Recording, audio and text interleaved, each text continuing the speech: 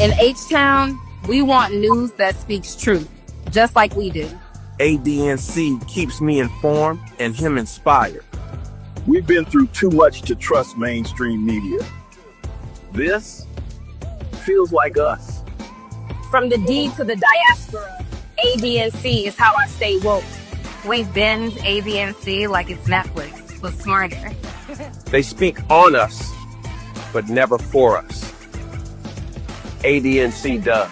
No fluff, no filters, just the truth, daily. From Wall Street to 125th, we're watching our news. Download the African Diaspora News Channel app today to stay connected to the culture.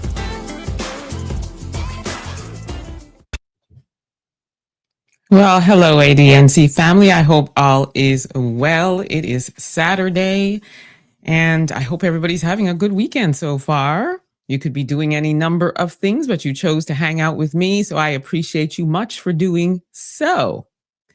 Today, we're going to talk about a situation that happened in Toronto at a home show. So to those who aren't familiar with the home shows, it's North America's largest display of all things homes and gardens, okay? And within there, we have over 500 vendors. So at this home show, at this vendor, there was a Black man who makes hummus. It's called Haynes hummus. And one of the folks was sampling the hummus and made this disgusting joke about George Floyd. And that has actually gone viral, uber viral out here. Everybody's talking about it. Everybody's, for the most part, outraged about it, myself included.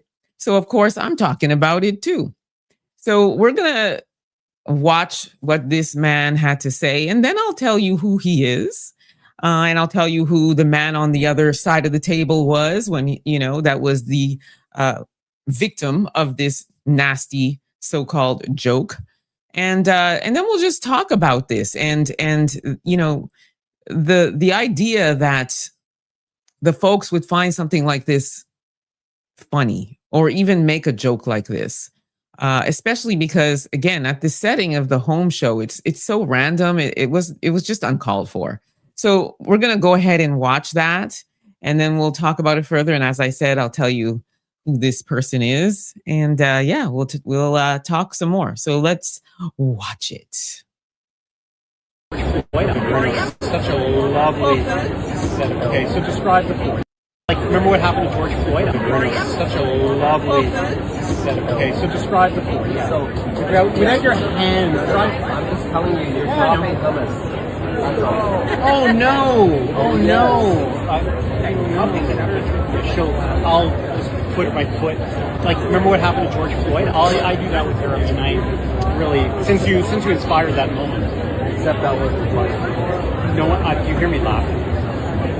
Yeah. So I just wouldn't have used that reference. What do you mean? So you're telling now a customer that I'm not always right? That's exactly what I'm saying. Okay, I disagree. Okay. So I don't know if you caught it all, so I'm just going to rewind it again and kind of stop along the way because we just have to watch this again. You can't make this up. Remember what happened to George Floyd? Such a lovely setup. Okay, so describe the Floyd. So without your hands, I'm just telling you, you're dropping hummus. Oh no! Oh no! I'll just put my foot. Remember what happened to George Floyd? I do that with her every night. Okay, so he said it twice. Remember what happened to George Floyd? And then the brother on the other end said, "No, describe it to me." Keep in mind again, this is a home show. This is a vendor, Haynes Hummus. He is selling hummus, and I guess you can sample the hummus. Nothing to do with George Floyd, nothing, okay? So this man is saying, remember George Floyd? Remember what happened to George Floyd? And then the second time he's talking about that he does this to his wife. What? Again, what does this have to do with you at a home show sampling hummus? Okay, let us continue. Really, since you inspired that moment. So he said, since you inspired that moment, again, at a home show, sampling hummus, talking to a black man and saying, since you inspired that moment, I don't know how this man selling hummus would inspire a moment that the whole world witnessed and say that he inspired him. Except that wasn't funny. So then he says, except that wasn't funny. And check out this man's response. You know what? Do you hear me laughing? So he said, do you hear me laughing? So you're not laughing about this. Okay. So you're saying that with your whole chest, but apparently it was supposed to be a joke. But he says, do you hear me laughing? Okay. So you yourself know that this is not funny, right? Yeah, so I just wouldn't have used that reference. What do you mean? You're telling now a customer that I'm not always right? That's exactly what I'm saying. Okay, I disagree. Okay. So in the end, after the brother says that it's not funny, he says, are you going to tell me as a customer that I'm not always right? And then the brother said, yeah, that's exactly what I'm going to tell you. And then he says, well, I disagree. So not only is he conceding that it wasn't a joke, he's also saying that he's a customer, so he's always right. So even though this brother, who's a black man, who he said somehow inspired him with his hummus to talk about this, what happened to George Floyd, and then he says, I disagree with you, when he says, yeah, you know, you're not always right, because in this case, you definitely are not. So he's basically, with his whole chest, making a joke about George Floyd in a place that has nothing to do with it. In fact, there's never a place where you can say anything like that about George Floyd. So I'm going to let you know who the Brad of the day is. This is the man that said what he said. So he is the former Toronto City Councillor candidate. He was the candidate in 2010 and in 2024. And are you ready for this? Are you ready? His name is Jason Stevens, and he is actually running for the mayor of Toronto. Did you hear what I said, family? This man is running for the mayor of Toronto. This is the man who stood there and made that comment and stood 10 toes down in that comment and said that he's a customer, so he's always right, and didn't agree when this black man said, you're wrong for that, and it's not funny. Ladies and gentlemen, this is somebody who feels like he can be the mayor of Toronto, I repeat. Okay? So this is the man that he was speaking to. This is Mr. Haynes. Mr. Haynes is the owner and creator of Haynes Hummus. He was the one behind the table having that conversation with him. So, Mr. Haynes, I got to give him his flowers because he exercised great restraint. I mean, great restraint with this man. Okay. And from what I understand, he's one of very few black people that were at this home and, this home show, which doesn't surprise me in the least. Now, Mr. Haynes did put out a statement to talk about, what he went through and how he felt about it. So we're going to read it together. So Mr. Haynes says, George Floyd at a home show, at a large public show in Toronto, in the middle of a normal interaction at my booth, a customer said to me, that's Jason Stevens, remember what happened with George Floyd? The conversation didn't just go off track. It was taken somewhere else entirely, which is what I was saying. Like, you're at a home show, dude. Like, what is this? Into something that had nothing to do with what I was doing, but everything to do with who I am. And that also makes sense. We know that's what it's about, especially when he had the caucasity to say, You inspired me to say this. Okay. I'm a black man. There's no distance for me in a reference like that. It doesn't land as neutral. It lands with context, whether it's acknowledged or not. And what stays with you isn't just the words, it's how easily they were said. Precisely. This man just said it like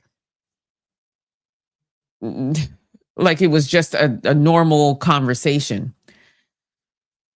In a crowded public professional environment, in front of other people without hesitation. That kind of comfort doesn't come from nowhere. I spent a lot of time in spaces like this doing the work to be taken seriously and respected. Okay, so that's the first part of the statement. Part two, he goes on to say, and then a moment like this cuts through it. Not because it erases the work, but because it shows how quickly the dynamic can shift, how easily the interaction stops being about what's in front of you and becomes something else entirely. I stayed composed. I acted professionally, but that response was shaped by the room, not by what the moment deserved. Don't mistake my composure for acceptance. There's also a broader reality here. Doing this work often means being in spaces where I don't see many people who look like me, whether that's other founders or even customers. And most of the time, nothing is said outright. It shows up in other ways, in how people don't approach you, in how they hold back, in tone, body language, and neutral reactions. It's subtle, but consistent enough that you learn to recognize it. So when something like this happens, it doesn't stand on its own. It confirms everything you've already learned to recognize it. Facts. Everything he's saying is facts. Welcome to Toronto. Welcome to Canada, the covert racism capital of the world. Okay. And, you know, the covert is something that happens a lot. To me, this was, this was more on the overt side. But as I said, again, this is somebody who's running for the mayor of Toronto. And on top of that, this is the kind of things that we go through, like this brother was saying, here in Canada. And as a vendor, I can only imagine, everything that he describes, which is people that will walk by and not want to, oh no, I'm not touching that. I'm not going to taste anything from that black man, or they just walk by and ignore you, even if you're calling out to them, hey, would you like to try some of this hummus? They just look at you, scoff at you, keep it moving. And then you'll see them at the next booth with somebody that looks like them, and they'll be kikiing and ha-haing and be like, wow, okay, so you really, really, really want us to know that you really want me to know I'm an N-word, basically. And Canada likes to say that they're nicer than the United States, and our racism is, we're not like that here. It's nothing close. I always say this, and I will say it again. It is worse here. It is worse here because you get the covert, you get the overt, you get the systemic, you get all of that baked into this country. And to me, it's worse. It is just worse to me. And what this man went through, and the fact that he kept his composure, kudos to him. Kudos to him. I personally wouldn't have been able to do that. And that's probably why I tend to not want to be really in those kinds of spaces where I'm trying to sell stuff and be a vendor. It's just not my cup of tea. But I mean, his hummus is amazing. His hummus is so good. And it's sold in a few supermarkets out here. I definitely partake in that hummus. It's delicious. And, we have every right as Black people and as people who sell products to be in these spaces. And like he said, we should be respected. But unfortunately, that's just not our reality in a lot of these spaces, everywhere, pretty much, in any public space. But let's talk about this man again here. This man here, I repeat, Jason Stevens, because I'm putting him all the way on Front Street, who's running for the mayor of Toronto. Every single person that lives in this city needs to write to whoever you need to write to make sure this man never becomes the mayor of Toronto. Okay. Right now, the mayor of Toronto is Olivia Chow. She's Asian. And, a lot of people like her or not. She does some good things. She does some things I don't agree with her or whatever. But my point is that she's not white. And we have this man who had no qualms to make this off-kilter, tasteless, despicable comment. And this is not somebody who needs to be governing anything, frankly. Be responsible for any city, town, anything to do with politics, frankly, in my opinion. So I feel like we need to do our thing because we, as the residents of this province, have a say, right? So we need to use our voices and blow up, flood the emails. Now, in case anybody has forgotten, let us just remind everybody, which I doubt anybody forgot, but let us just remind everybody of George Floyd and what happened to him by this man, Derek Chauvin, who knelt on his neck for 8 minutes and 46 seconds. Some people say, or some reports say, it was 9 minutes. Nevertheless, in broad daylight, this man was detained. And whether you want to say negative things about George Floyd, which I've heard everything, across the gamut of, oh, he's a drug dealer, he was this, he was that, he was a woman abuser, he was trying to run counterfeit money. Okay, whatever. The fact is, if in fact he was committing a crime, the normal thing to do is to arrest him and take him in, book him, and all the things, right? Instead, this man's neck was knelt on until he passed away. So this is never something that anybody should be talking about. And I do remember when it happened, there were some tasteless, despicable people who were creating memes and making jokes and stuff like that. I remember that. And back then we thought it was equally as despicable. So the fact that all these years later, we have somebody who's, talking to a Black man and talking like this, I think it's important that we remember that day, because on that day, this protest, everybody was protesting globally, like everywhere you went or every time you turn on the TV, like across the world. One of the things I'll never forget is I saw witches come out and I was like, wait, so witches are even coming out to protest what happened to George Floyd? And then you saw the Amish out as well. I was like, wow.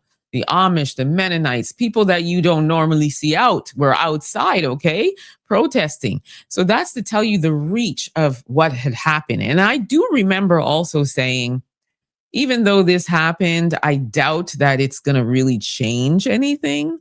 And a lot of people were inspired and thought, oh, finally, we're going to have some change. Finally, the racism and the racial profiling against Black people is going to get better. And finally, and I was like, finally not.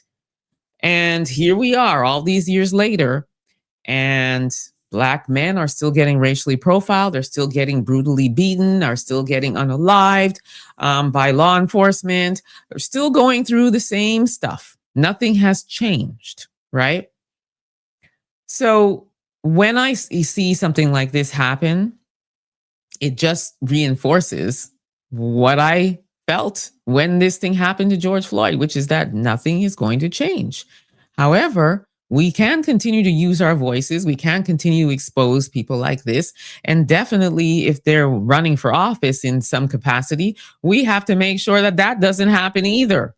Because again, this man has no business being any kind of mayor of nothing. All right. Jason Stevens, remember his name. To my Toronto peeps, my Ontario peeps, remember this man's name. Hi, Andre. Thank you so much for tuning in. Hi, Aubrey Smoke. Thank you so much for tuning in. One Uncle Kel. but I would be wrong to make a little kid's school joke. Exactly. We're not afforded that same luxury. Hey, Cal Cash, thank you so much for tuning in. Child of God, do a joke about small hats and see how he reacts. Those folks want to be right even when they're wrong as hell. Facts. And then when you call them out on it, like we normally do, in this case, Mr. Haynes didn't call him out and say you're a straight up anti-Black, racist, ignorant, despicable person. He didn't do that. He just told him it's not funny. And you see, even by just telling him that, it still doesn't resonate to this man that, that probably wasn't right. And follow up with an apology like, I'm sorry about that. That definitely wasn't right. No. He said, no. You mean to tell me that the customer is not right? I disagree with you. Well, we disagree with you being the mayor of Toronto, sir. We disagree with that. Vanessa, thanks so much for tuning in. You said it was just straight up disrespect of the brother. Yeah, disrespect and racist. He was racist. He's a racist. He's an anti-Black racist. When you could see witches and other people come out that you don't see coming out and protesting, that's to tell you how everybody who was out there knew how wrong this was. So the fact that you would stand there and say that to a Black man and he's telling you it's not funny, and then you say, I disagree with you, you're racist, disrespectful, racist. Bottom line. Isaac, you said Jason Stevens should not be in any political office. I agree. And that's why I'm talking about this today, because I think it's important that everybody knows who he is. Everybody needs to know who he is and what he's doing. As I said, he ran for city council in 2010 and in 2024. He didn't get it, obviously. And now he's running for mayor for 2026. So, yeah, we need to make sure this man doesn't get that. No. All right. So that's kind of what I wanted to share with y'all today. So again, my Ontario people that are out here, do your thing. Write your letters, send your emails, and all that good stuff. So this man does not become the mayor. I've not heard or seen thus far this man, because he's getting slammed left, right, and center. Okay. He's getting slammed for this. I've not seen a statement. I've not seen an apology. I've not seen nothing. Okay. And even though at this point I wouldn't even accept it or feel like it's genuine if he did, because to me, the fact that, again, he wasn't willing to own it at the time, and even with getting a lot of backlash, I wouldn't believe him if he said that, he was sorry and all of that stuff. And he went on an apology tour like they like to do, because he had one shot to do it. And he chose to go the other way. He chose to double down. He chose to dig his heels in. He chose to oppose. So we're not interested in any victim mentalities. We're not interested in any white fragility statements. We're not interested in a press conference with anybody else, any of your buddies in the political sphere, standing in front of the press, looking all sad and grim and, I'm so sorry, I didn't mean what I said, I was just joking, and, I take full responsibility, and I take these, matters serious. I'm not racist. I am not that person. I understand. I'm running for mayor of Toronto, and, in Toronto, it's a very diverse city. I love all cultures and races. I love jerk chicken. I love Jamaicans, man. All of those things that they love to say, right? We don't want to hear it. We don't want to hear it. I was already setting the stage because I've seen this countless times by all of these people who step in the dookie mess And then when the backlash happens, then they're out there, they're outside on an apology tour. And I'm just saying, I personally don't want to hear it. I personally don't want this man to be mayor. That's what I don't want. And that's what I want, is for him to not be mayor. I don't want to hear it, because guess what? He doesn't mean it. Even if he says it, he doesn't mean it. He just wants votes, right? He just wants interested in giving him the votes. There are enough Black people. Let me talk to my Black people here. There are enough Black people in Ontario that can sway this vote, right? There are enough Black people, Black organizations that can flood every email inbox possible to make sure that this does not happen. We don't want anybody who can make such a just despicable comment about George Floyd all these years later to a Black man who is just trying to, have some vibes with people and sell some hummus. We don't want anybody like that involved with the city of Toronto, okay?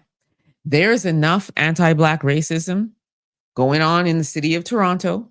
There's enough anti-Black racism going on in every sector you could think about: hospitals, schools, law enforcement, just being outside on the street, in a store, in a mall, on the bus. There's enough. So we don't want an anti-Black racist governing that city, because he's not going to do anything for us. He's not rocking for Black people. Okay. So as I said, flood, let's go. I know I will be. I mean, I don't live in Toronto, but I have a voice, and I've got email, I've got a pen, and I got a paper, and I'm making sure that this man is held accountable. Okay. Thank you. So yeah. Yes, well said, sister. She says, we don't want to hear it. I agree with you. We don't want to hear it. We're not interested. Okay. Anyhow, family, again, I thank you for tuning in. You could have been doing any number of things on this Saturday afternoon, and you chose to hang out with me. I appreciate you much.